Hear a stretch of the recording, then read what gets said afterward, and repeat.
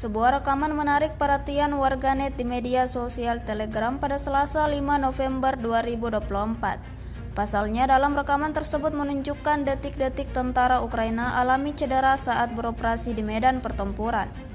Video diawali oleh sekumpulan tentara Ukraina yang tampak berlari di dalam paritnya. Diketahui sejumlah tentara Ukraina ini bergerak maju untuk menyerang pertahanan Rusia. Namun di tengah perjalanannya, salah satu di antara mereka jatuh tersungkur ke tanah. Seketika tentara Ukraina itu mengerang kesakitan, seperti yang terlihat dalam rekaman. Tidak diketahui pasti seperti apa nasib tentara Ukraina itu selanjutnya. Video ini viral dan menuai beragam respon dari warganet.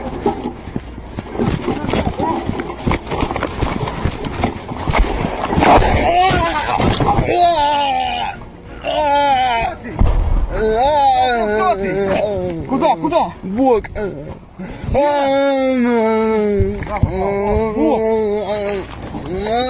Ёлки-палки!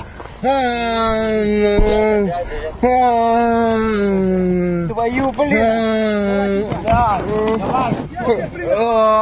Download Tribun X sekarang, menghadirkan lokal menjadi Indonesia.